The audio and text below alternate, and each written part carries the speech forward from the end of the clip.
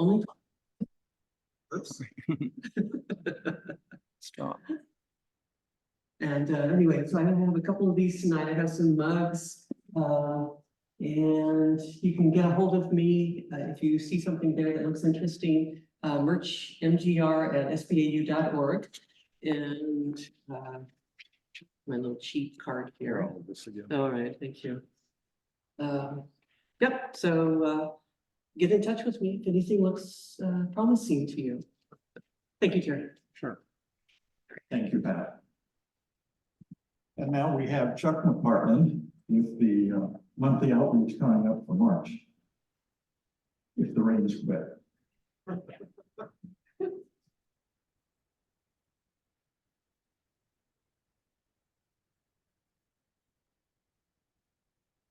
Thanks, Jerry.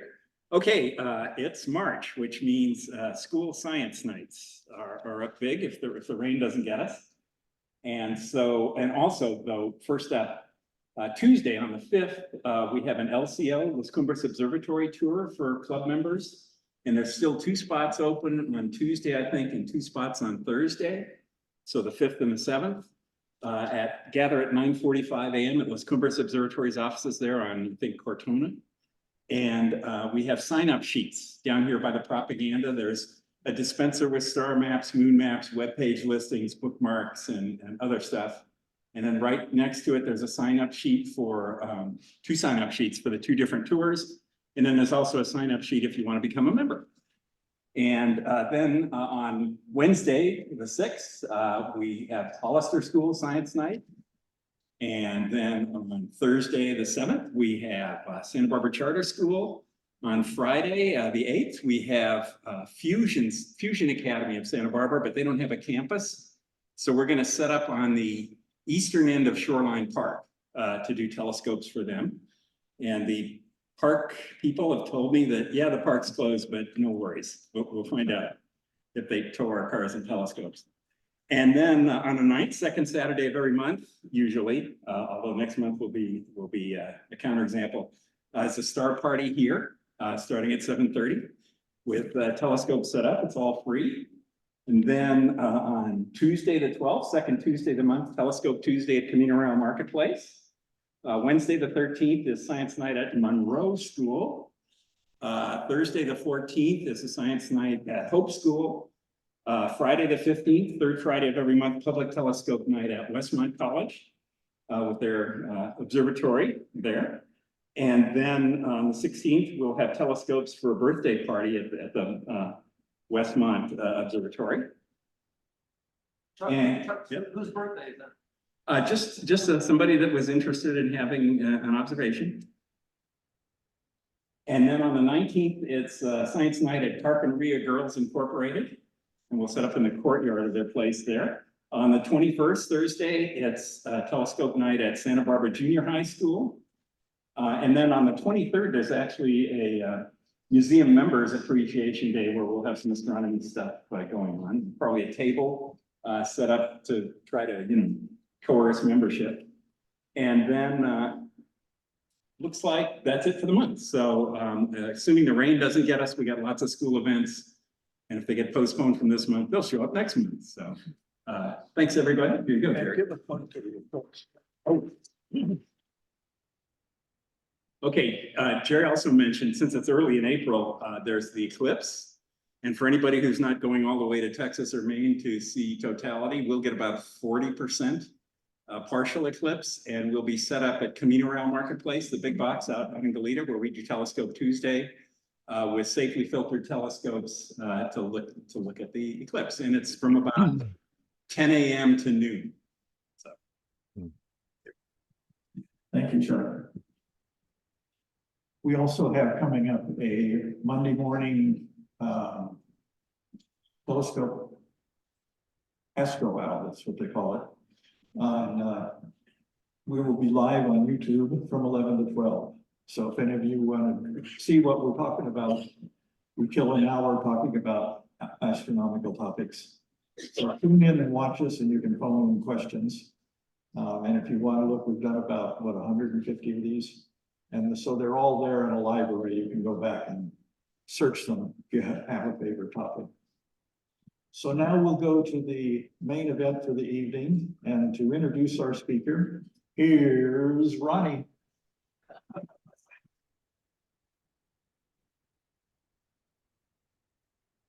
Oh, the warmth is up here. We're colder. It feels good up Not down there for crying out loud.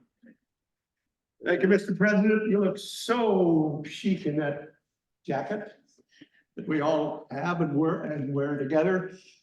Hey, everybody, thank you so much for coming out, really. And fasten your seatbelts. It's going to be a wild cosmic ride. The man's on screen. Bob, will you wave if you can hear me? Okay. Because we may have two separate sound systems going. We've had some sound problems. And I want to take this opportunity to say, if you want to get a better hearing of Bob's speech tonight, you might want to quietly, one or two at a time, get up and move to this side of the room, because only this speaker is working. The big long white one over there, for some reason, is tuned out. And I'm sitting over there so I can get on the stage, but I got a few things to say real quick. We want to do our quick hand raising poll that we always take. Raise your hand if this is the first time you've ever come to an SBAU meeting, please. Okay.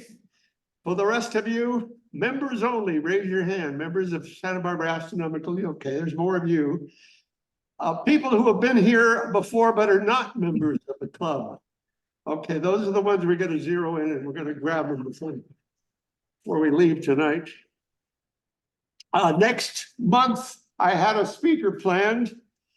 Dr. Larry, I think it's Martinez, was going to talk about space debris around the Earth, but he was available on the night of the 6th, or 5th of April, but not on the 12th, where we got moved to, because we're going to be holding, I think, our meeting out here in the art court, or the gallery.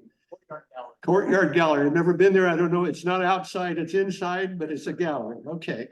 We'll have something going on. I hope to get a speaker. Incidentally, if any tips, because we got Bob on a tip, and he's been sitting in his little apartment or wherever he holds court up in the hills of upstate New York since 7 o'clock. So I want to get to him right away. I want to thank Pat and Chuck for giving me the tip almost a year ago. And I just learned where they got the tip. A gentleman who may be watching us at home, Max Neufeld, is a longtime member of the club and has read from cover to cover Astronomy magazine every month when it comes out, and first tipped us off, you might be able to get the legendary Bob Berman. And we did. In fact, he was supposed to talk to us last October. If you were here, we were down in Farron Hall, and for some reason, we dropped the ball, they dropped the ball, and doggone, we're back. This time we'll see what the whole program is about, because this is good stuff. Let me give you my bio about him. Not the whole thing you read in the newsletter. You can go back to the Astro newsletter and get the full story. Suffice to say, he's been there since the mid-90s as editor or the columnist for Astronomy magazine's column called Strange Universe. On October 6th, since we couldn't reach him and we couldn't establish contact, we did watch his video, and by golly, it was incredible. And nobody left for a whole hour, him speaking before one of those conferences down in Kentucky. I'll let him tell you about it. Suffice to say, he's got a book out now that's kind of interesting, because this is, I think, our first official Zoom talk in Fleischman Auditorium. And that's the name of his book, and it's doing real well. He's written other books too, and he's big on the New York Times bestseller list. And he's with the Discover magazine. He's also Old Farmer's Almanac, and I think it's time to bring him on. We may have to switch sound, but ladies and gentlemen, a big round of applause for Bob Berman. Thank you. Thank you very much. It's really great to be here, and we'll see how well this works. There's, as was just mentioned, you ran a video of me doing a presentation for the Ideas Festival in Louisville. That was maybe 8 years ago for one of my earlier books. Can you hear me okay? Can you wave if you can hear me? If the sound is good, good. Okay, I see waves, so that's good. And I looked over that. I had to watch myself. Have you any of you had to do that? Just watch yourself on camera and then say, just feel squirmy and say, "Oh, I wish I had said that instead of that." And when I was on the Letterman show, I had this meteorite, this one right here. I'll hold it up to the camera, and I had it in my back pocket. It weighs a lot too. And I stood up. He, Dave, I guess I can familiarly call him Dave now, said, "Well, what's in the sky? What could we expect to see?" So I said, "Well, one of the things you could look for," and I stood up, towering over him because he's sitting and I'm standing, and I plopped this heavy meteorite on it. But before I plopped it on his desk, I could see fear in his eyes because that wasn't planned. The producer never asked me what I was going to talk about. So I was suddenly standing up, towering over him, reaching into my pocket, and I could just see his mind go, "What is this guy doing?" And I could see him visibly relax when it was a meteorite on his desk. In fact, not only could I relax, he asked me, "Is that worth something? What's the value of it?" I could see he wanted it. And I think most guests or many guests would have just gifted it to him. And I wish I could have, but I used it in my classes. Back then I was still teaching college astronomy, and I like passing around that nice octahedrite and show people how it always, genuine meteorite almost always pulls on a magnet and that kind of thing. Anyway, looking at that old stuff, makes you squirm. But for me this time, it made me realize, hey, wait a minute. A lot of the stuff I talked about then at the Ideas Festival, I had planned to use as material for tonight's talk. I gave you guys a choice of 3 topics, and you chose this one, which is either where is the universe, what in the universe. I saw that on the screen before. It could be either where is the universe or what is the universe. We're going to talk about the strange, new, relatively new ideas that about what this whole place is, and things like time that most of us assume exists. It was a big debate going on centuries ago. Went around and around. Is it a real thing? Isaac Newton thought time was its own thing, like a container that everything was carried within. Immanuel Kant, smart guy, believed it wasn't. He thought it was just something in our minds, like our numbering system on the face of a clock, something that we do to organize events. So people always debated, and it was a big debate, because if time is only a concept, something that we use to organize nature, well, then it's not a dimension. It's not self-existing. You couldn't travel through time, for example, if Kant was right. So these things have been debated, pretty much settled now about time. Very few physicists believe that time is fundamentally real. And we can get into that later. But that's an example of the kind of ideas that most people out there, non-astronomers, have and assume. Another one is that the universe that we see is really out there independently of us. The old question, if a tree falls in the forest and nobody's around, no animal, no person is there to hear it, does it still make a sound? Some years back, I wondered how many people thought it did and how many people thought it didn't. And I took some surveys at audiences, and the majority of audiences always raised their hand. Yes, they believed it does make a sound, although scientists all know that it does not make a sound. There's no question about it. Sounds like philosophy, but it isn't. It's really just a scientific fact. So most people get the fundamentals of the universe, of the cosmos, wrong, and always have.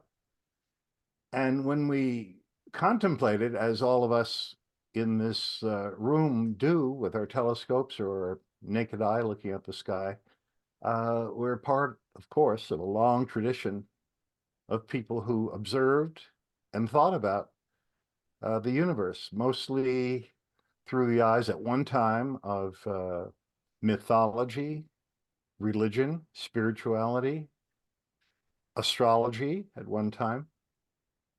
And we might add to it, those of us here, we see it also as a challenge. If you've ever seen Uranus naked eye, that's fun. And then every few years it reaches as bright as about magnitude 5.6, so doable. And just to say, you know, in all the books that say the naked eye planets are Mercury, Venus, Mars, Jupiter, and Saturn, just to say, no, I've seen Uranus. And Vesa, an asteroid, about the same brightness. It also brightens to about magnitude 5.5 every few years. So a challenge. That's something that we would add to that as a reason to be into the universe. Beauty, I'd say, is another real reason. If you bring people over to the telescope and you show them something, oh, the moon at any phase except full, people gasp. You know it. If you've shown any friends or strangers. And it's really odd because these days, of course, the official way we deal with this is through science. And we're into science too, but we're into those other things too, and photography, a lot of ways of interfacing with the universe. So I guess I should explain about the sound thing, because we're going to get to the same thing with light. Is the light really out there? And one of the things about what is the universe or where is the universe is the assumption that when we look at anything, even in the room here, it's out in front of us. It's outside our bodies. And starting especially with the quantum guys like Erwin Schrödinger and Heisenberg and physicists have more and more believed that nothing is, and I'm quoting John Wheeler now, John Archibald Wheeler of Princeton, who said that no phenomenon is a real phenomenon unless it's an observed phenomenon. That's far out crazy stuff. I mean, I live just 20 miles down the road is Woodstock, so I'm fully comfortable with Woodstock kind of thinking. But the idea that things aren't real unless they're observed, I'm still getting used to that one. And yet that is so pretty universally accepted by physicists now. It started in the 1920s with the quantum gang, Heisenberg, Schrödinger, all of them, Planck, and they all got on board that. And nowadays, it's really well believed. And this time, so that means that the reason the tree falling in the forest doesn't make a sound is because sounds are something that an animal creates in response to rapid vibrations of pressure changes. So if a tree falls, the limbs hitting the ground and hitting each other create fast and slow puffs of wind, puffs of air, changes of pressure, some of them very rapid. And if the changes of pressure, because of all of these things happening, all the branches hitting other branches, etc., are somewhere between 20 pressure changes to 20,000 per second, the tympanic membrane, our eardrum, will vibrate to it and we will respond. We will have an actual sensory response to that. And that is what we sense as sound. So sound is not inherent in nature. Sound is what we do with rapid pressure changes in a medium. It doesn't have to be air. It could be steel or water. Put your ear to railroad tracks. Not that my attorney would recommend that that I tell you to try this at home if I had an attorney. But yeah, it could be water, of course, as well. Some pools have underwater speakers these days. If you ever go down to Venezuela, Ecuador, to Quito, which is right on the equator, it's one of the few major cities of the world that's right on the equator. They have a giant monument to the equator with a line in the ground laid out in stones of a different color than the rest of the plaza. And it's the equator line. People love to go down there and stand with one leg in one hemisphere and one leg in the other hemisphere and have their picture taken.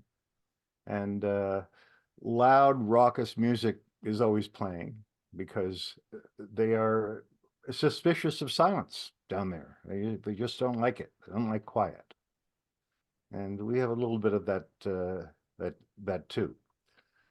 Anyway, it's not just sound, but as we're going to see a little bit in a few minutes, it's also the light that we see is not a real thing in the universe. So when we get into what is the universe, the first thing we have to do is take away years of observation of us looking at the Orion Nebula and seeing those beautiful gull-wing patterns of mostly reds, but also blues. You don't really see the blues visually through telescopes because they're much fainter. You see the bright central part that looks greenish from oxygen, mostly at 5577 angstroms. But it's the red, that H alpha red, that you can see if you have, I guess, 16-inch aperture or larger. And the point is that who doesn't assume that that's really there, that it's really those colors? Or if you look around the auditorium right now and you look at the different shapes and brightnesses and colors perhaps of clothes people are wearing, who would imagine that they're not actually in the real external world? You know who's really into this is Roy Bishop. I don't know if any of you ever get the Canadian, the annual handbook from the Canadian Astronomical Society, but the editor-in-chief for many years was Roy Bishop. And he and I have spoken many times over the years, and one of his things is the astonishment that he shares with Isaac Newton, who felt the same way, by the way, that so few people, and even so few scientists, are aware that it's not the external world they're perceiving. That in front of your nose, you assume that, like my image that you're looking at right now, and the rest of the auditorium,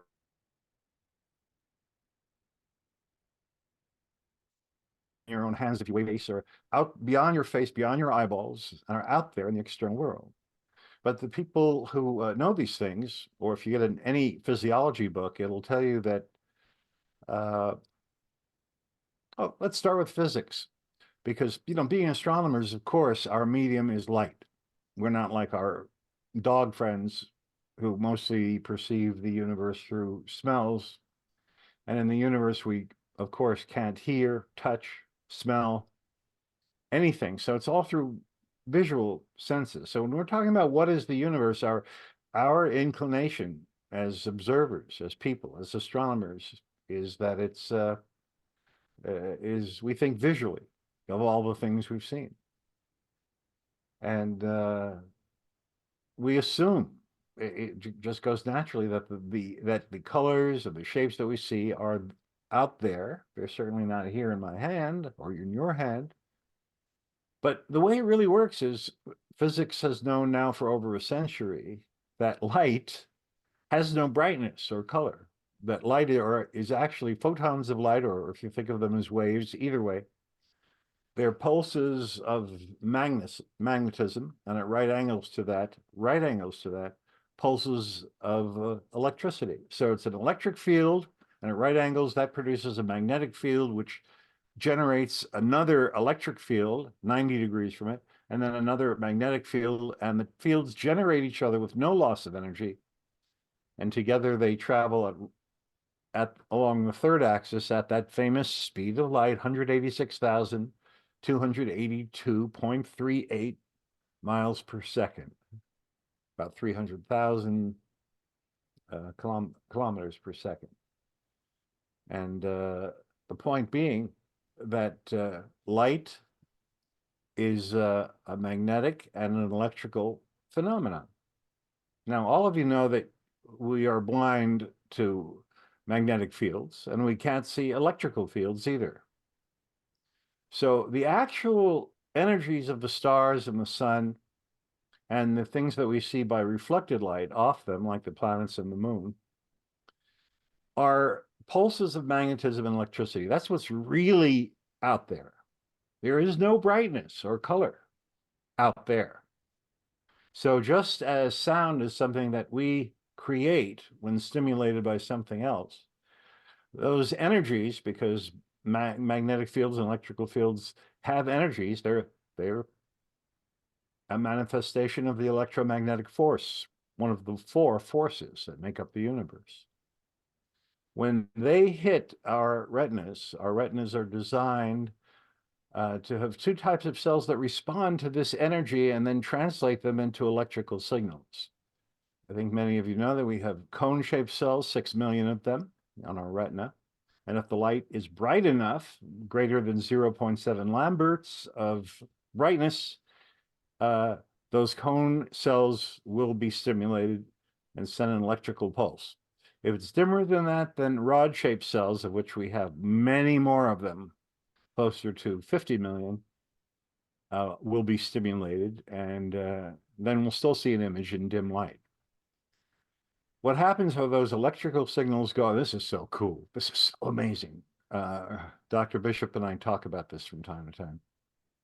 So those signals go up into the brain, mostly to the back of the brain, the occipital lobe, where half of the brain's electricity, half of its energy, half of its efforts are devoted to creating the visual scenes that you see every day.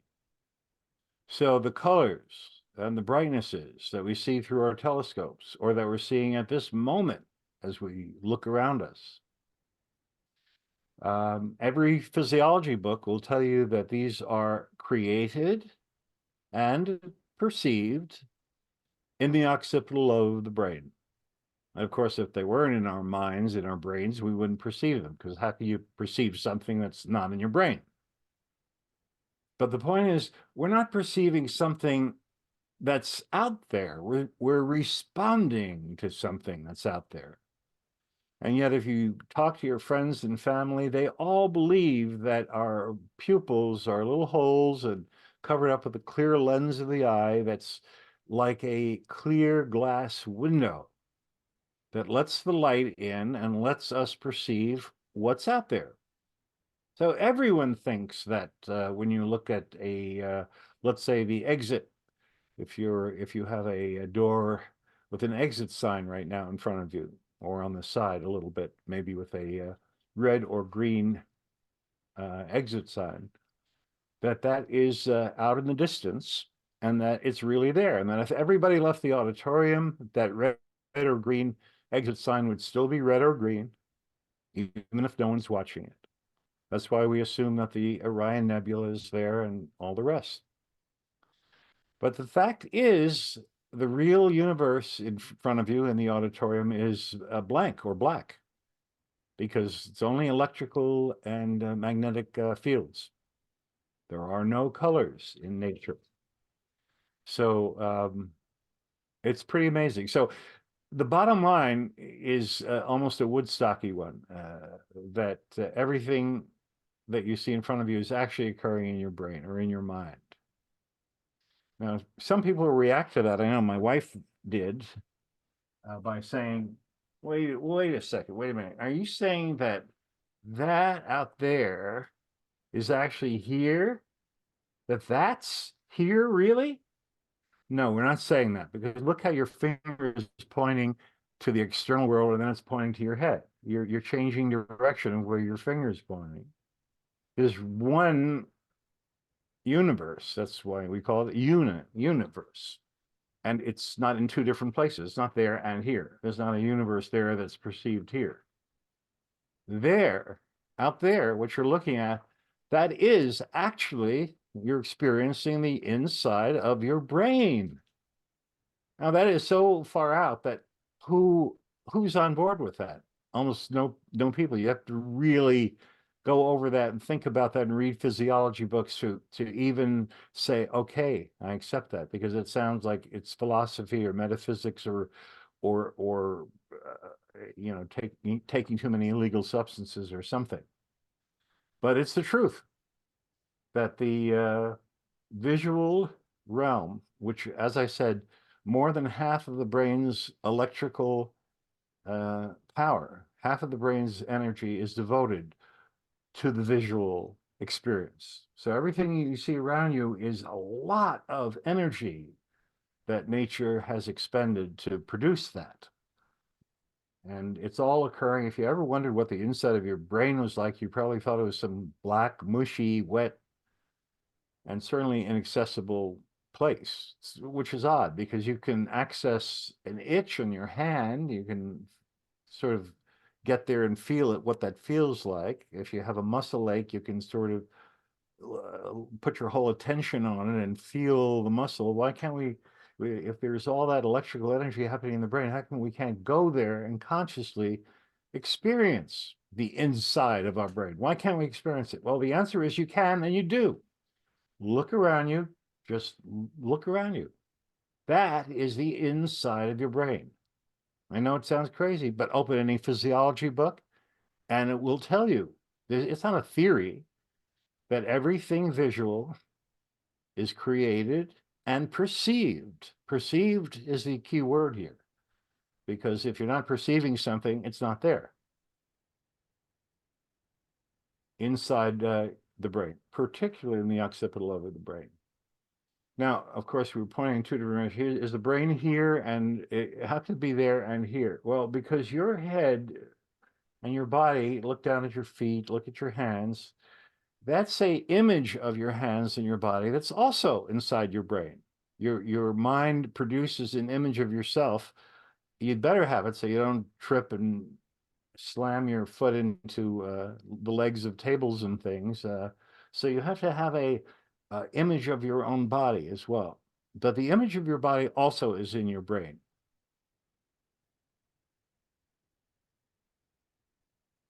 That's why if you walk across to the stage, let's say, you might say, well, how can that stage not be external to me? It takes me a few seconds to stand up and get from here to there. Why would it take some time if it's inside my mind already? And the answer to that is because your body is an image of your body that's in your brain. The auditorium is an image of the auditorium in your brain. And your mind version of your body is walking across the mind version of the auditorium and reaching the mind version of the stage. It's never really going anyplace because it's all in the same place, which is your mind or your brain. So when we call this talk, what is the universe? You can see we're getting to some really far out things here, because what is it? The first thing is that it turns out it's correlative with us.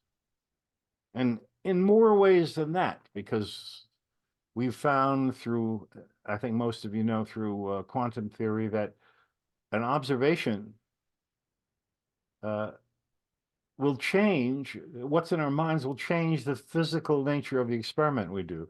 Some of you may be familiar with the double slit experiment. If you're not, please look it up, study it. It's amazing.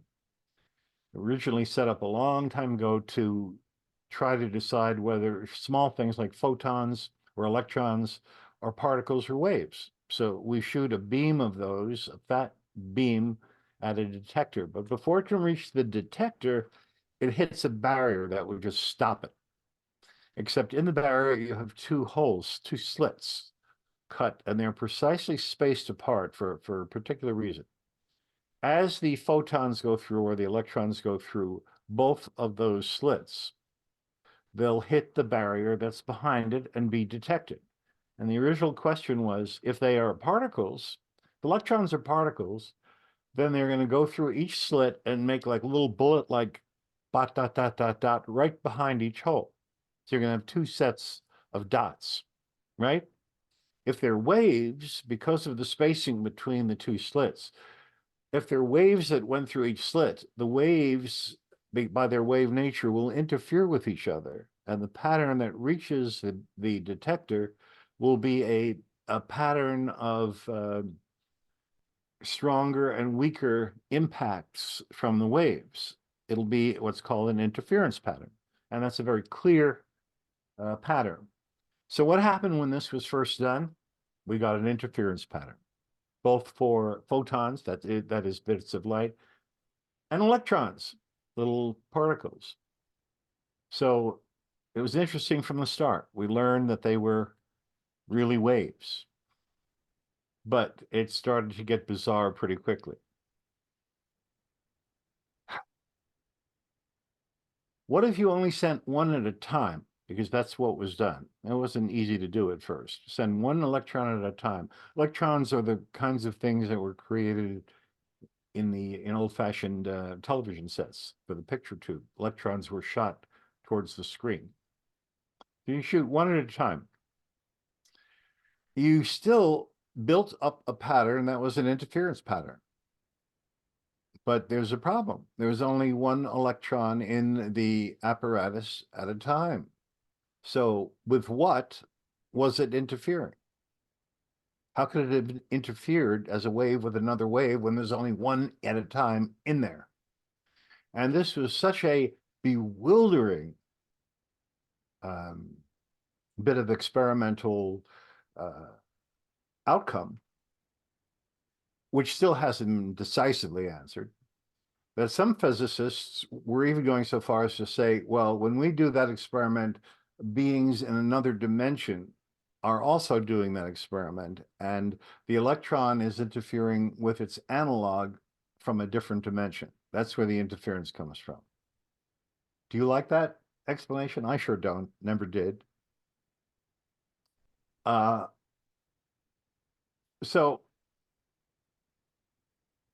it wasn't the end of it.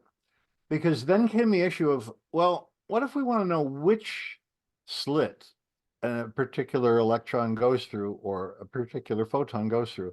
There's a way you can find out. In front of the holes, you can put things that are called quarter wave plates. Now, the photon will pass through them without changing, because a million other experiments show that quarter wave plates don't change photons from waves to particles or vice versa. They do nothing to it. But by using quarter wave plates and shooting one at a time, we can tell which direction each photon went through, which of the holes it passed through. The moment you do that, you lose the interference pattern. The moment you do that, you only see the bullet-like dots behind each slit. In other words, the photons, and you can do this with electrons too, have gone from being waves to being particles, just because you knew which way they went. Now, my favorite version of the double slit. This was put together by a group of physicists in Brazil, I'd say about 15 years ago. They decided to send the data first to a computer, and you'd find out which way each photon or electron went, reading it off a computer. The computer would keep track. And doing that, as I said, once you knew the which way information, they went from being waves to particles. So what these experimenters did, this is really amazing, is they used a scrambler that would scramble the information, randomize it, so that you could not have a reliable way of knowing at the end which photon here, photon number 7, did it go through the right slit or the left slit? You could know because the results were randomized. Well, the microsecond, the nanosecond that the randomizer was turned on, so that we could not know which slit. The same quarter wave plates were there, the same apparatus was there as before.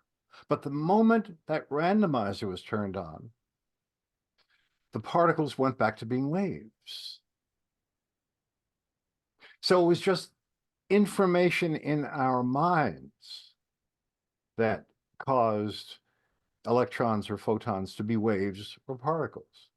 Now, what I'm getting to is this is just one bit of evidence that has led people from about a century ago, from the 1920s.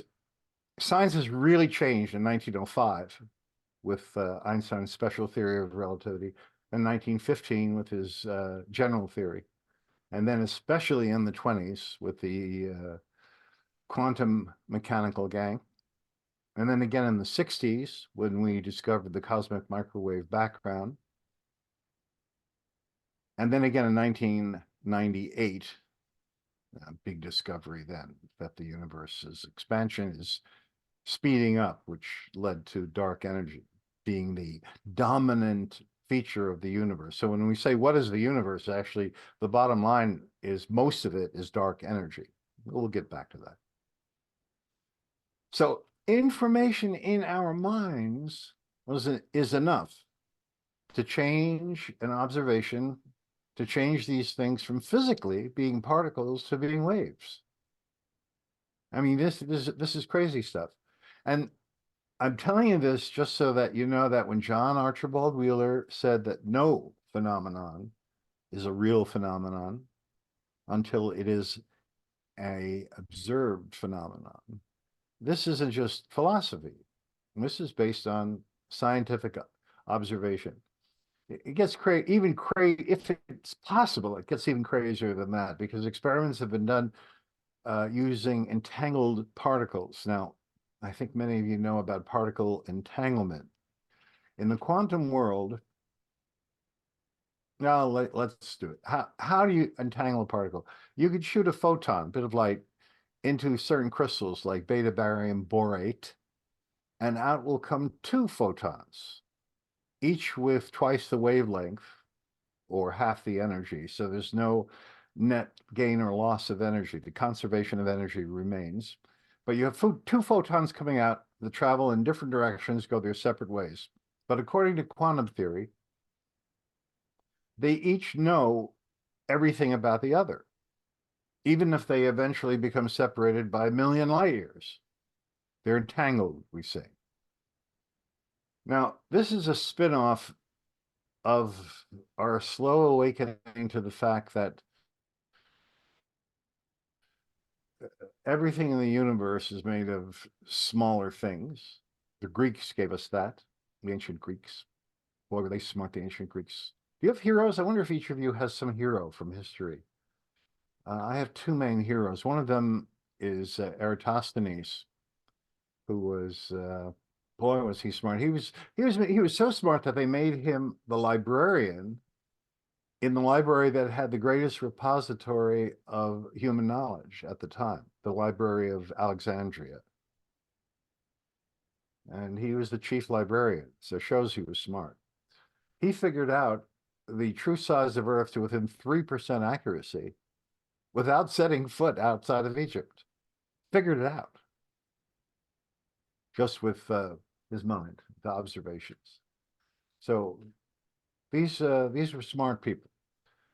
So it took a while, just the last century, for smart people to see that there's some kind of intimate connection between awareness and what we thought of as the external universe. In other words, consciousness and nature are correlative.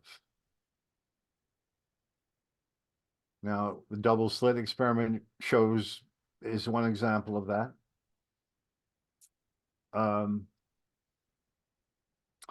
And one of the ways of showing it is with observations of tiny things. Now, it turns out that small things, let's say an electron, can have one of two qualities of spin. It can spin in a vertical way, a horizontal or vertical.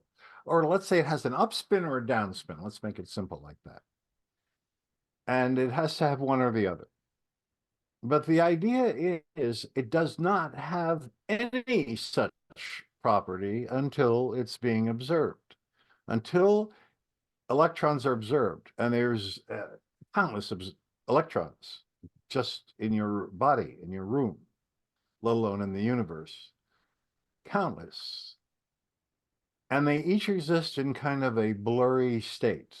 We call it a wave function. It just has a blurry wave function containing all possibilities, but displaying none of them inherently. You can't look at, do an experiment and say, oh, here's an electron that has always had an upspin. No, at the moment of observation, its blurry existence collapses. We say the wave function collapses. That's how physicists talk. And the electron is seen to have an upspin. Well, since there are two possibilities, when you create these entangled particles, two electrons that, as we said, have gone off and are traveling through the universe, each somehow knows what the other is doing.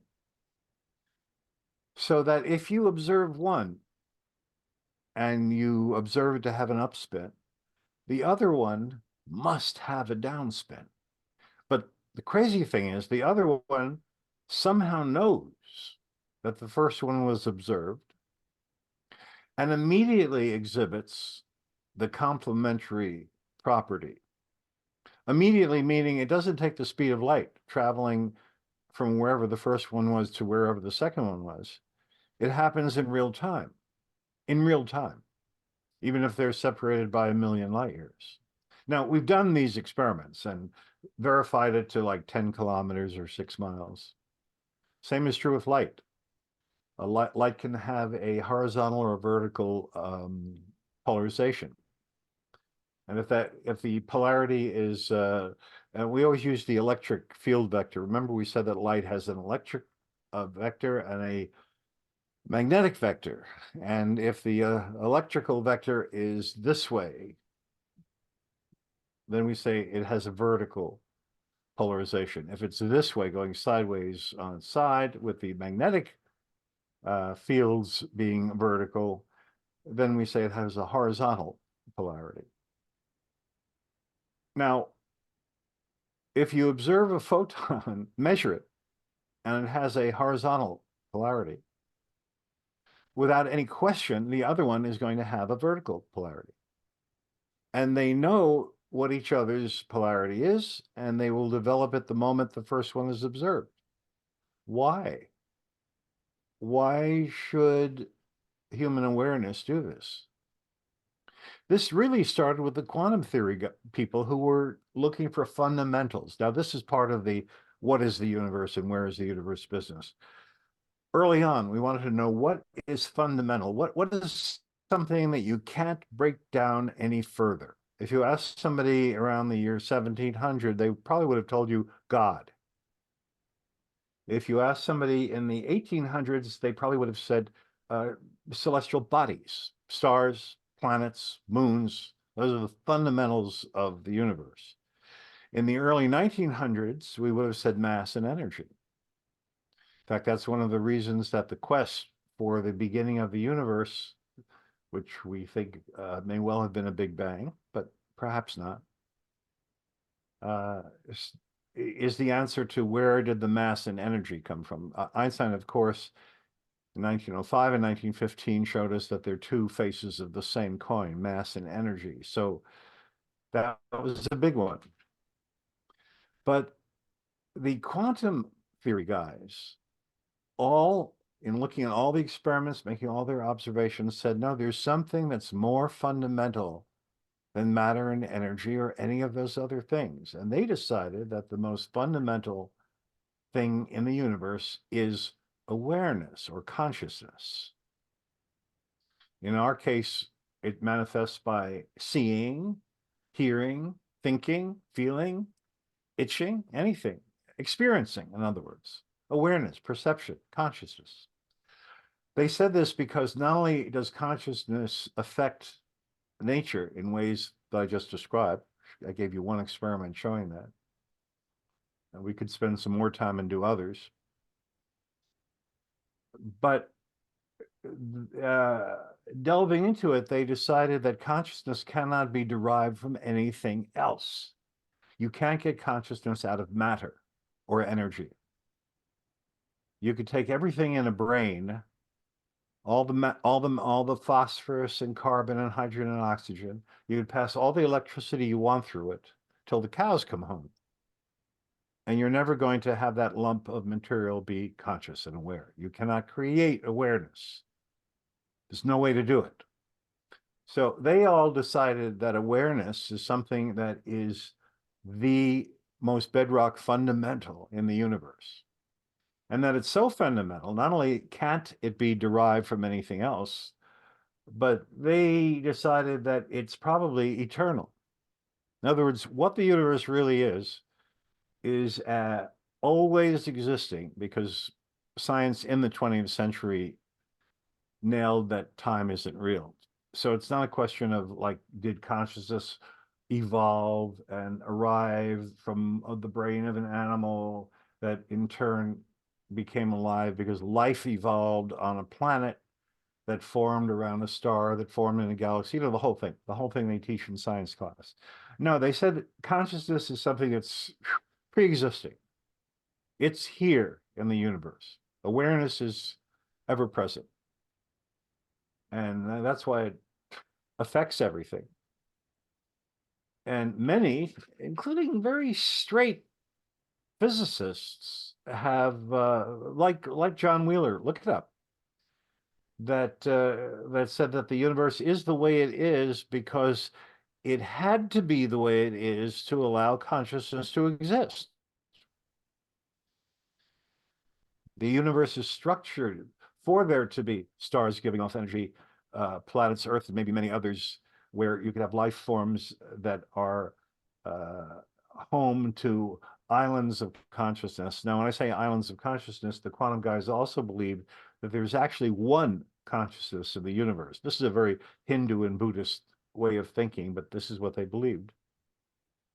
We, including myself, can't help but think that there are islands of separate consciousness.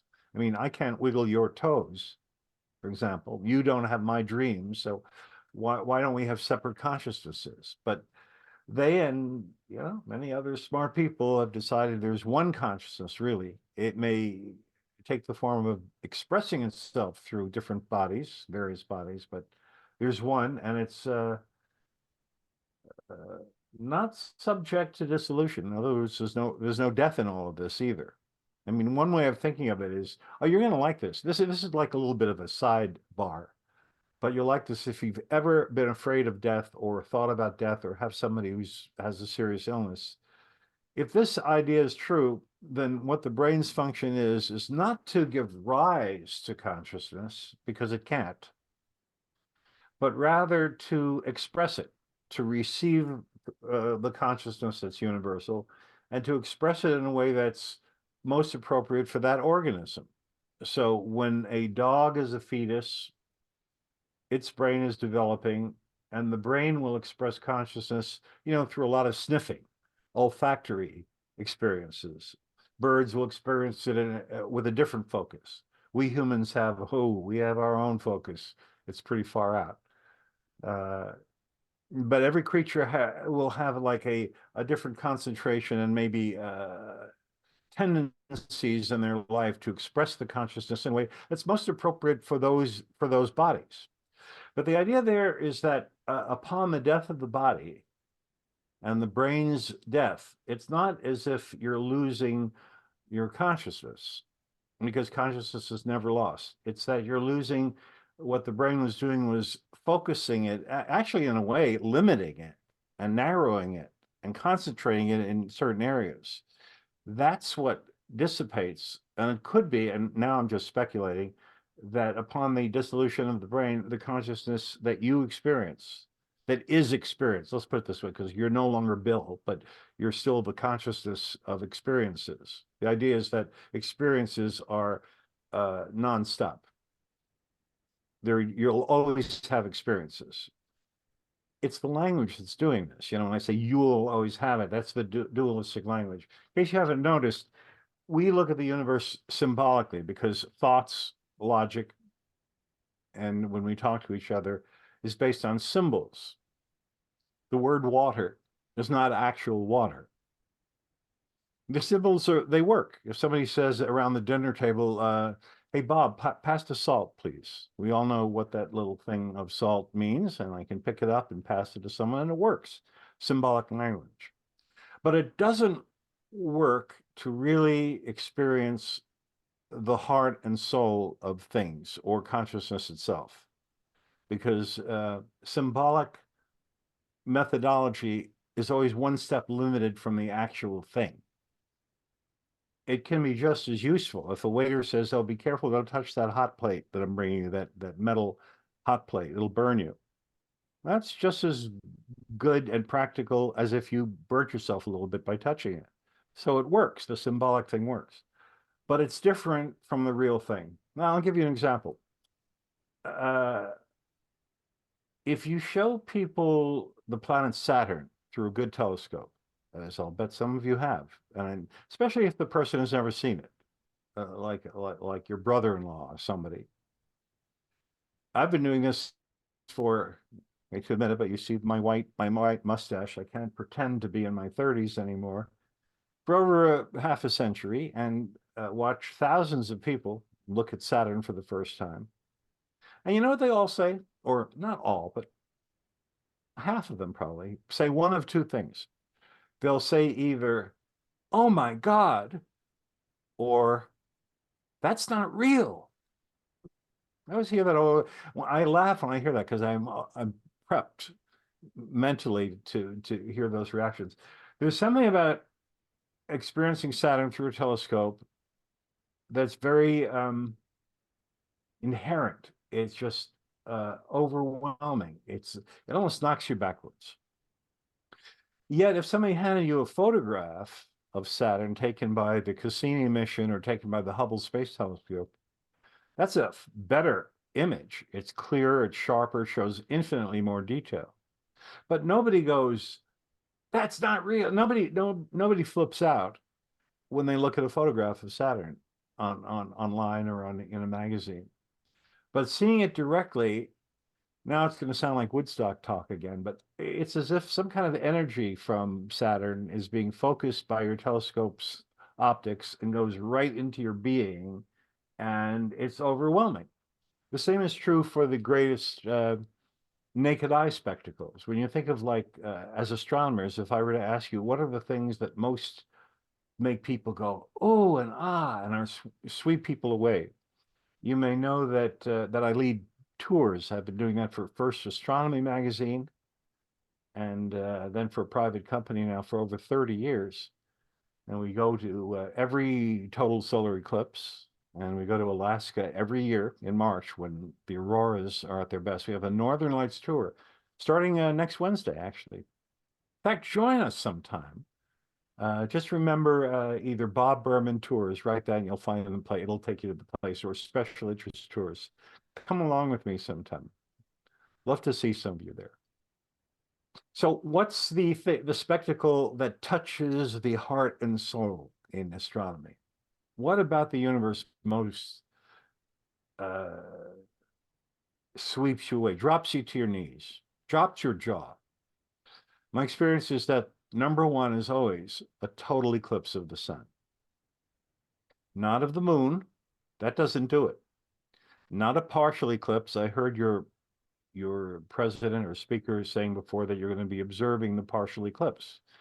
To me, that sounds like saying, well, we're not going to see totality here, but we're going to have a telescope set up so you could see clouds. Come and join us. If a total eclipse is like a 1 million on the scale of something that blows you away, a partial eclipse is a 2 on the scale. And proof of that is that once people have seen totality, it's followed by an hour-long partial eclipse. Nobody stays around for that anymore. Once you see totality, you see the sun's magnetic field, called the corona, the largest structure in the solar system.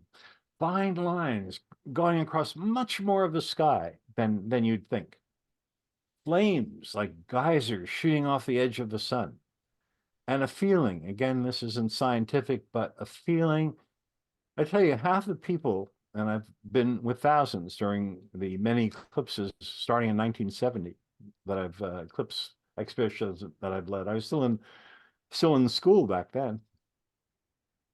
Half the people on eclipse tours weep from the emotional impact of the experience. Half of them cry when they're seeing it.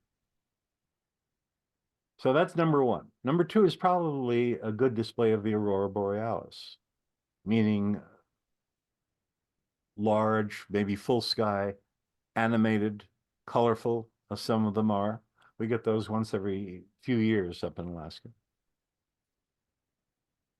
I don't know what's after that. There's a few things you could list. A bolide, an exploding meteor, a great comet. They come along every 15 or 20 years. Those are all great. Oh, the Milky Way from the Atacama Desert or from any really, really dark site. I've seen it from Death Valley, not too far from you guys. And it's awfully nice from there. And none of those notice require any equipment even. I mean, the total eclipse is nice with binoculars. I like to see it both ways. If, let's say, it's a 3.5 minute totality, maybe spend the middle minute with binoculars. But please go to one. I know you have to travel almost always. The last one in your area was in September. I think it was September 18th of 2023. 1923, I'm sorry, 1923. So they're kind of rare. I mean, you really have to travel to them. But notice that all these things are impactful, but not in a logical way, not in a scientific way. I mean, that's there too. If you want to think about what you're seeing, that's always pleasant. But there's another level of what's going on. And I think many of you know this. You know, it's one thing to think about falling in love, but that's not the same thing as falling in love. And people who have never really been in love maybe can't know it. So there's a whole world of direct experiences, not just in astronomy, but in life. But in astronomy, we certainly have them too. And when we're talking about the universe, this idea of what is the universe, that's that ties in, and that probably ties in and helps explain some of that connection between consciousness and nature, which is still kind of a little mysterious, but at minimum, there's an interaction. At minimum, it's correlative. Whether, as the quantum people believed, it's so fundamental that everything else is tangential to it and secondary, I don't know. But in a discussion about what's the universe or where is the universe, consciousness has to be there. I know when I said before that it's never discontinuous, some of you might think, well, hey, what about, you have surgery, don't you lose some hours, you've lost consciousness? But if you've ever had surgery, haven't you noticed that they inject something into the tube, you feel groggy and dizzy, pleasant, and the next thing you know, you're waking up. The next thing you know. So you don't feel like there's a discontinuity. You've always felt your whole life as if consciousness is continuous. And so what they were saying, what they believed, is that that's how it is in the universe. And that's how it will be when your body dies too. There will never be a discontinuity of consciousness and experience. You might want to share this if you ever have a loved one who has a terminal disease. At the right time. You don't want to be obnoxious or sound philosophical or sound like you're, have to be sensitive too. I want to make sure I saved time for questions here. I want to also mention that this is a sort of a historic period for me. I saw in the intro, at least what was written, is that I'm a columnist for Astronomy magazine. Yes, I've been with Discover and with astronomy since the 80s. We're talking about well over 30 years, every issue, every page in every issue. But my last issue was February. Since it's March 1st, the March issue of Astronomy is the first in which I will not be there from now on. Why? Because just as Sky and Telescope went out of business a few years ago and had to be rescued by a astronomy group who took over the company to run it at a loss just to keep it published. Astronomy magazine, which used to be this thick, is now only this thick because of ads. You may have noticed, especially with the kids, that everyone's looking at screens these days. And not as many people want a magazine, even if the magazine is in digital format. So the ads are a tiny fraction of what they've been in all magazines, especially those catering to guys. And as you probably noticed, astronomy is just like chess, is more a man's thing than a woman's thing. I have no idea. I mean, why should it be? but at every astronomy club or astronomy meetings or telescope gatherings, the women are underrepresented. So that's what's happening with the magazine. So I just wanted to mention, it's a personal note. I'll still be in every issue of the Old Farmer's Almanac because I'm the editor, the astronomy editor. You know, this comes out, you see it in the supermarket every fall, the next year's issue. I've been doing that for 30 years. I'm the astronomy editor there, and you can count on this giving you accurate astronomy and some other stuff. I do a show for NPR every week, and hope you'll join me on one of our tours. Remember, special interest tours, or just type in my name with the word tours. So we keep busy, and that's enough personal stuff about me. Let's now move on to well, this is bismuth. Bismuth. Some of you probably know what this is. It's a heavy metal.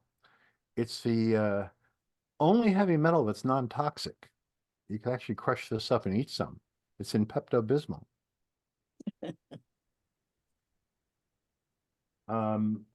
So when we say what is the universe, as we know, stars are factories that produce heavier and heavier elements and end up with even things like this, especially when they explode into supernovae.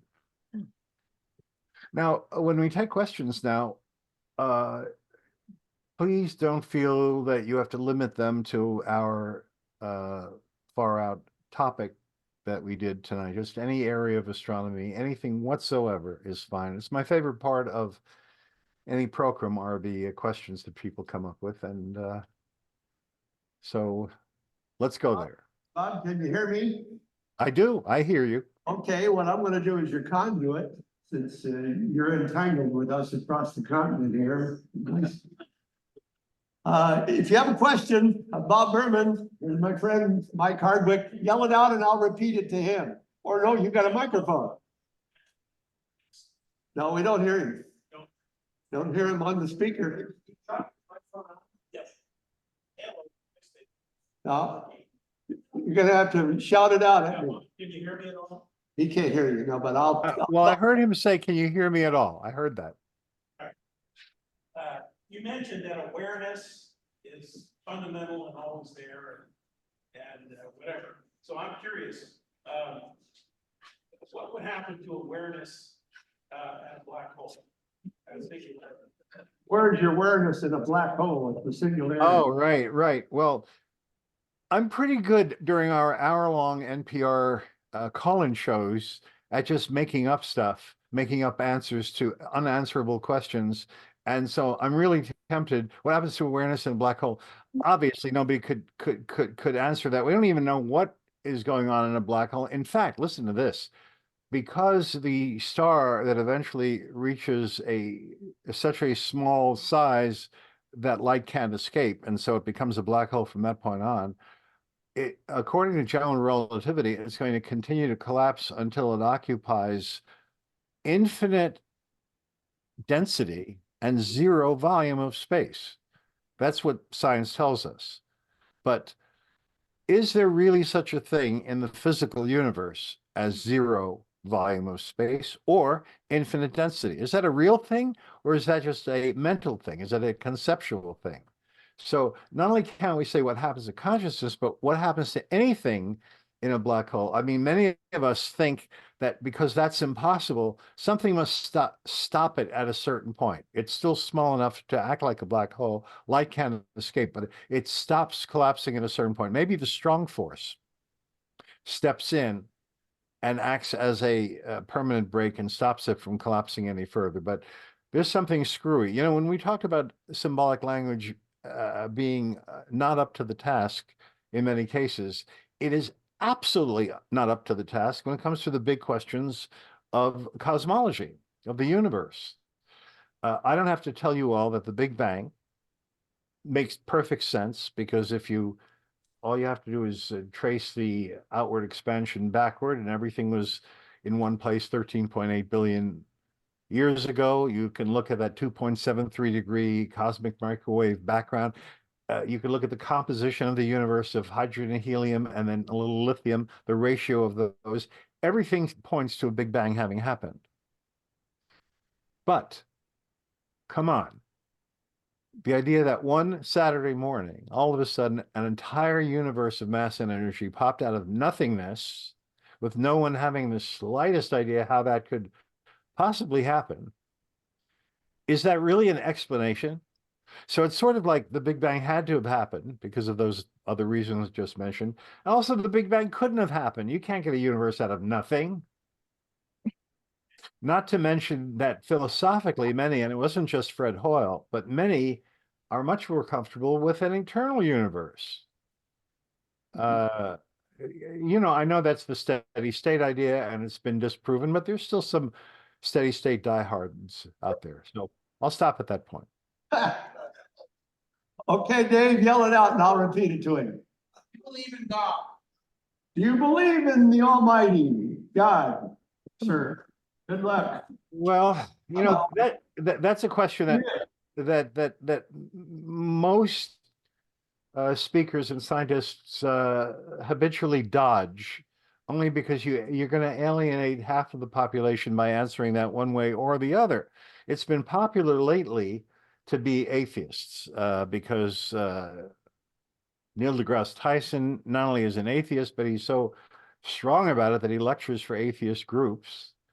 And logically, okay, we're back to logic. There's a lot of arguments you could make for why there couldn't be a God. Like if there was a loving, all-powerful, omnipotent God, why would there be children who get cancer? I mean, you can make arguments like that. Nonetheless, many people I know have seen or experienced impossible experiences, have felt in their beings a joy and uplifting experiences indicating a greater intelligence. So let me put it this way. You're asking me about myself. At minimum, I believe that nature is not stupid. Right now, we're teaching all the kids around the world in science classes that nature is random and dumb. That there are four forces, that there's matter and energy, and the forces, everything just hits each other, and that just through randomness, you get everything you see. Now, it was Enrico Fermi, who back in the early 50s said that because he was just understanding on his own, even though it wasn't his field, that we were just learning about genes. We were just learning about because Watson and Crick were just coming along then. We were just learning about the complexity of life, how it works, how things multiply, how genes work. And he said, it is so complex and wondrous, the life existing, that to believe that it happens from randomness is as silly as believing that you could get a tornado sweeping through a junkyard and just randomly assembling a perfectly operating jetliner, just assembling it because of the things hitting each other. He said, no, that's just actually silly talk to say that. So some of us, and I'm one of them, thinks that underlying nature, there's intelligence underlying nature, and people say that. I think people sense that. You've heard people say, you can't fool Mother Nature, and expressions like that. What they're saying is that it's smart. And I think if you open a window and just look out a window and just look at what's happening out there for a while, it's hard to come away thinking that nature isn't smart. So there's intelligence underlying the universe. Now, how far you take that, it's up to you. Thank you, Reverend Berman. Okay, I don't know how you respond. It's not a question. It's not a question, just a comment, madam. You want to introduce yourself? Hello? Is she one of our members logged in? Oh, Hello? You got something you want to ask? is it me? Yes, you're on the screen now, dear. Oh, whoops. Okay, I have a question. Is it me? Are you listening to me? Really? Yes. Okay. I have a question for Dr. Berman. I agree with everything you said, but I'm troubled by the concept that when the universe expands and finishes, there is then nothing. I'm reconciled to the end of my own end, but the end of the unit, everything is very difficult. What do you think? All of our models are bummers in cosmology in terms of projecting to the future.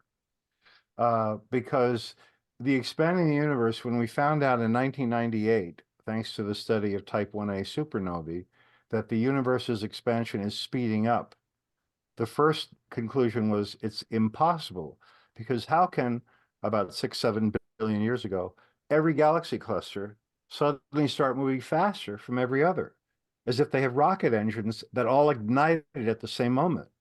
How can that be? How can you start expanding faster and it's still going faster and faster? Now, if this continues, the universe will get lonelier and lonelier until we find ourselves in our own cluster of galaxies, because we're held together gravitationally. 30 galaxies or so, 3 spirals, and the rest are little dinky things like the Magellanic Clouds.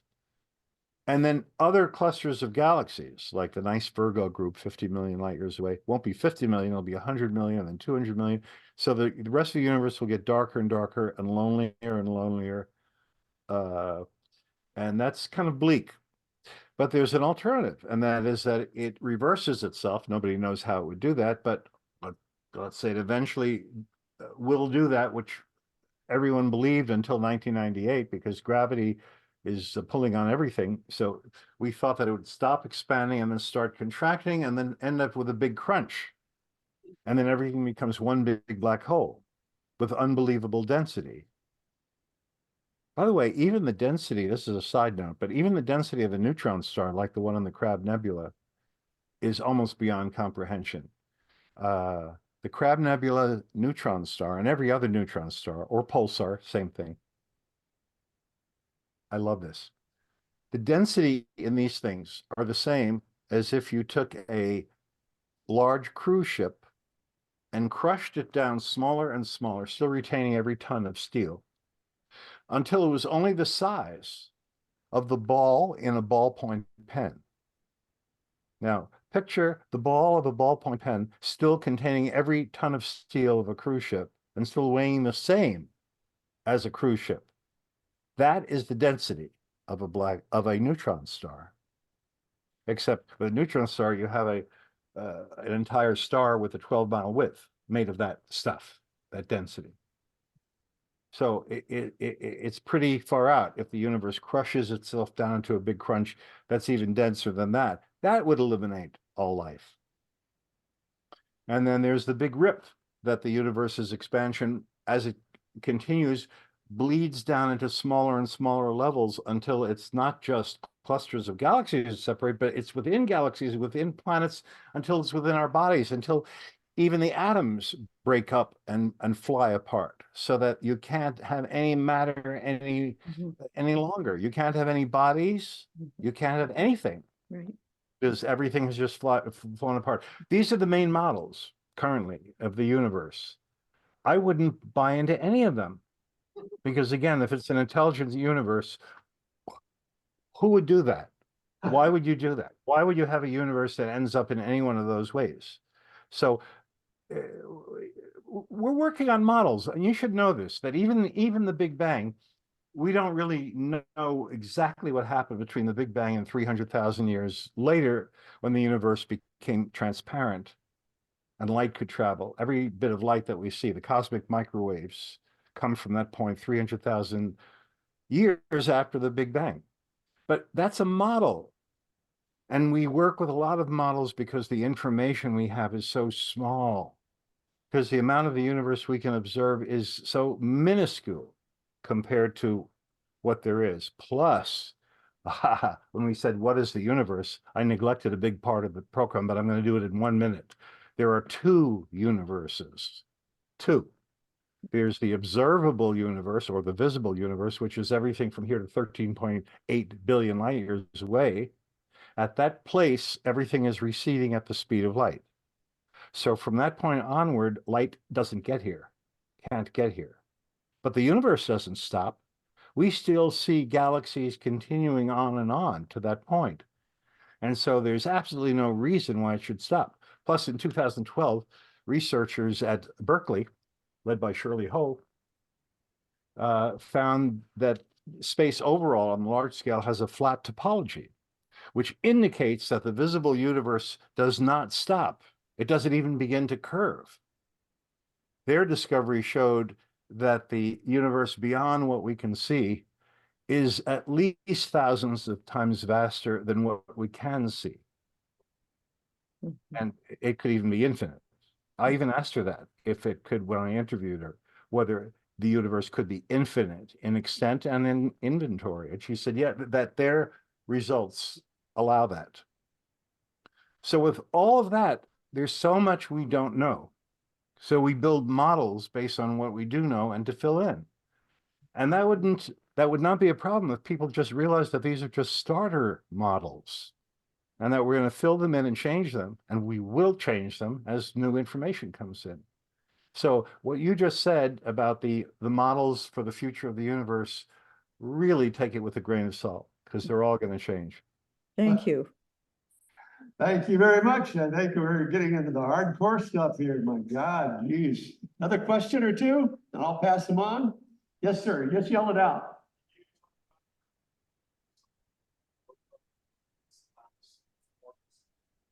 How Europa, the moon, or Enceladus formed, and whether it's entangled. And you want to answer this, ma'am, or you want Bob Berman to do it? Bob, can you take over the screen? Who's in charge of it? Does she have another follow-up question, maybe? Hello, ma'am. Does anybody know who this lady is? Because I haven't met her yet. Bob, say something and you'll take over the screen again, they tell me. She needs to mute herself. Yeah, she needs to mute herself. Well, actually, whoever's running. Yeah.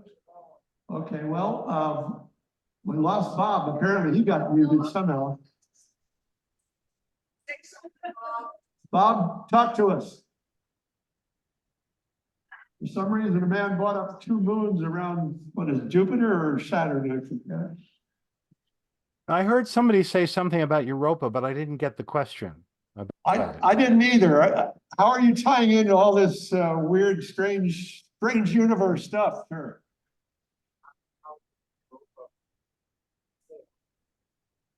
How would Europa form? I know that wasn't a big part of your speech, but please tell us. How is Europa formed?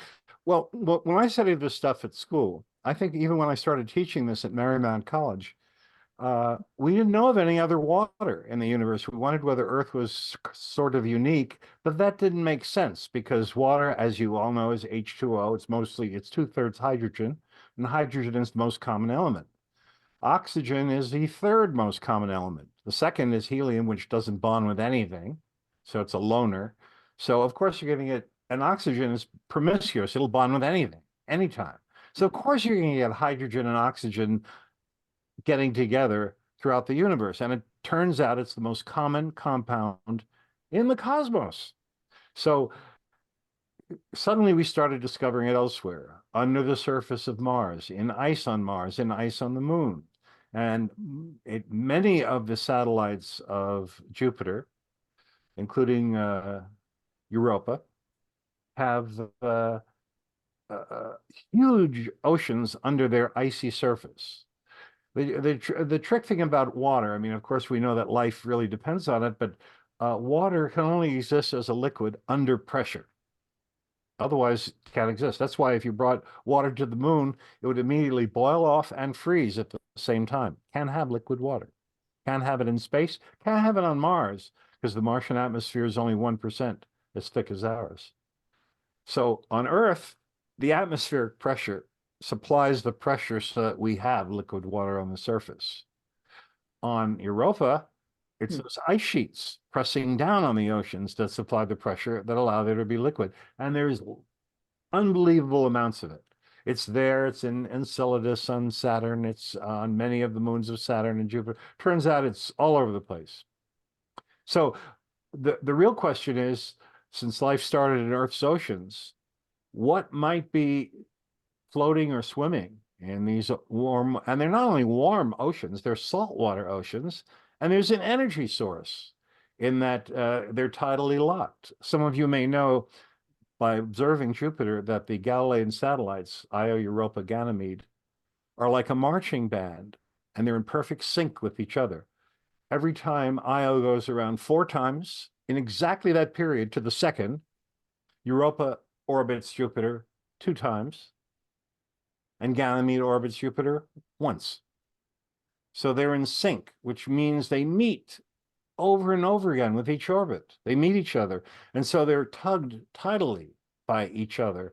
And this stretches out the moons and produces energy that heats up the ice and keeps it water, and would also supply energy to any organisms.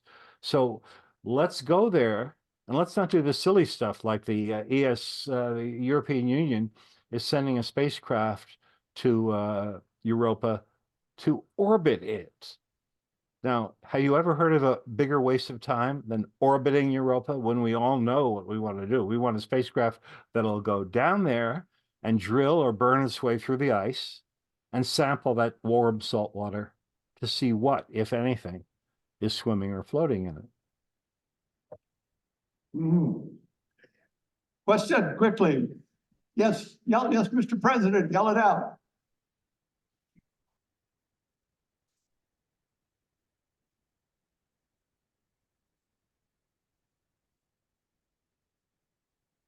Can you comment on a recent Nobel Prize physicist? How many physicists, Jerry? 2 or 3 physicists saying that nothing is real? Nothing is locally real. Nothing is, I missed a word, nothing is what real? Locally, Nothing is locally real? right, that's the question. Not even our consciousness that's hearing these things? Jerry, you want to come up here and ask it? Our president has this question. He's into some heavy meds these days, so it's Well, who would believe that nothing is real? I mean, that just doesn't, isn't that silly on the face of it? all right. I'm giving him the mic. He's going to ask it. Yes, that is silly on the face of it. Excellent talk, by the way. But Thank you. I think it was 2 years or 3 years ago, a team of scientists were researching Bell's theorem, and they came to the conclusion that single things are not locally real. That things are only real in relation to other things in the universe. Maybe he was talking about a particular phenomenon that he's questioning, that this Nobelist was questioning. Possibly. Get right up on that mic so we can hear you. Oh, I said possibly. So Uh-oh. Maybe. we have a sign here, the internet connection is unstable. But Can you hear him, Jerry? Bob, can you hear Jerry? I still hear you. I hear you. I don't hear anyone else. Okay, well, You might want to get closer to the computer. Talk to the laptop. oh, talk to the laptop. All right. that might be it. All right. Yeah, I think 2 years ago, can you hear me? Yes, I hear you now. Okay, I think 2 or 3 years ago, there was a team of scientists that were discussing or researching Bell's theorem. And they came to the conclusion, the one-liner result that was reported is that items or things are not locally real. They're only real in relationship to other things in the universe. I'm trying to figure out what they meant by that. I guess all of us are trying to figure out what they meant by that. So I can't help you. I was hoping Oh, you. Scientific American, November 1979. And it No, sounds, it's more recent than that. No, it no, sounds a lot like what he's been talking about tonight. Yeah. no, it's exactly that. Okay, Bob, you're on. I got it. no, having not seen what they said and not being sure or clear at all about what they meant by that, I can't comment. Okay, of course not. Okay. Well, I have one question. I'll send you the reference. for that. Okay, sir. We're gonna have to shut things down. It's raining here in the mudslide paradise, Bob, but I just have one quick question before we shut it down. And our museums coordinator is working on things. Can you hear me, Bob? I hear you perfectly. Fantastic. This is something that's been bothering me for years, and I've had him try to explain it to me. If we're in an expanding bubble called the universe, and we can't pinpoint a place out there where it all started, where the Big Bang happened, because it's everywhere, explain this to me. We can take a picture way out there in the deep field, either using Hubble or James Webb, and focus on 5 or 6 really old, good-sized galaxies, say in one part of the sky. Let's say that's in the western sky. And they're sitting there just 300, 400,000 or no, million years after the Big Bang. Yet we can probably do the same thing if we look the other direction, right? Right. And we'd still run into some galaxies that are just a few 100 million years above the Big Bang. So where the hell is that Big Bang around us? Is it like a big shell? Does anybody understand what I'm saying? It's not in the Right. Well, no. The thing you always have to remember is that when you look into space, you're looking back in time because of light travel time. This is true even on Earth. Light takes as many nanoseconds or billionths of a second to travel as you are feet away from the object you're looking at. So if you're looking at someone in the audience right now who's 20 feet away from you, you're seeing them not as they are now, but as they were 20 nanoseconds ago, 20 billionths of a second ago, because that's how long it took the light of their image to reach you. So this is true everywhere. Now, in the case of the universe, because it's so large, when we look at distant objects, we're seeing them, the most distant objects, as there were 12 or 13 billion years ago. So don't think in terms of location, think in terms of time. And that's why distant galaxies not only show amazing redshifts that you wouldn't see anywhere else, because it shows how fast they're accelerating away from us. But we also see them being showing qualities of young galaxies. They are smaller than they should look because we were closer together to them when their light left. You know, if the UPS guy delivers a photograph to us, it's not going to change size just because it took him a couple of days to deliver it.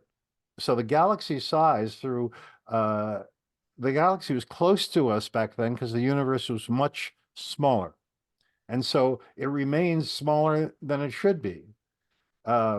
So the galaxies are showing different sizes, speeds, redshifts, according to their distance, and all of this shows the distance. So it's not location. This explains, by the way, why there's no quasars around us. People wonder, why are there no quasars? 0 within a billion light years of us. And it puzzled people at first when they were first discovered in the 1960s. Why should there be no quasars here? Why are they avoiding our part of the universe? Well, they're not avoiding our place, they're avoiding our time.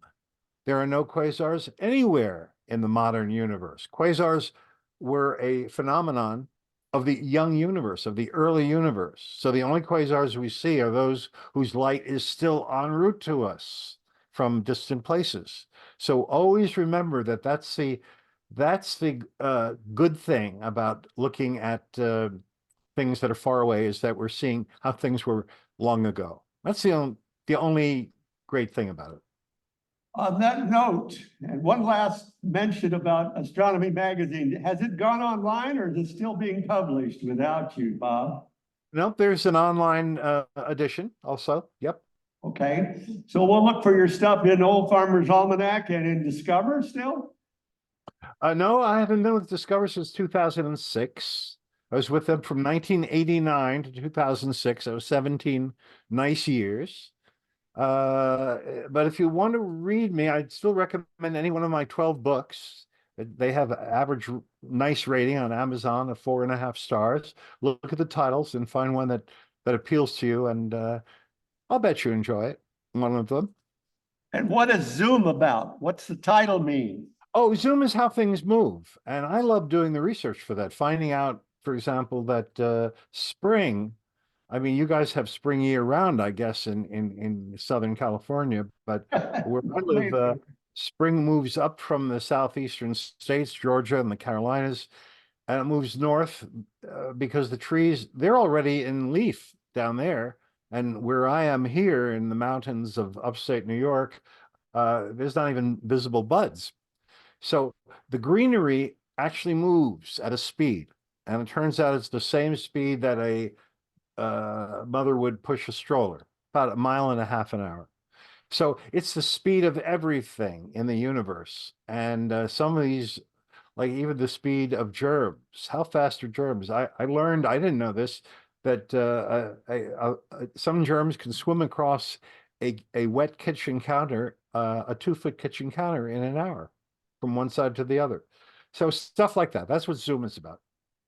Okay, we're all gonna buy it and read it, and after your trip north, and next year, if you feel like talking to us again, we might get in touch. Would love it. Thank you. I'd be honored. Really? Yes, Good. of course. Give the man a hand, Bob Berman. Thank you. Donovan Magazine, thank you very much. Thank you. My pleasure. Very nice accompanying you in your little office there, not far from Woodstock. Appreciate it. We're gonna sign out and we'll see you guys on the 12th next month inside, I guess, our, what's it called? The courtyard, right? It's an art gallery. Courtyard gallery. Because both this hall and Farron Hall, the little one down below, are gonna be shut down or closed and working on. And we thank you very much for coming tonight, everybody. Thank you, Bob. We'll be in touch. Thank you. I'll be sending you an email tomorrow. Monday morning, we start our 4th year of Astro Hours, SBAU Astro Hour.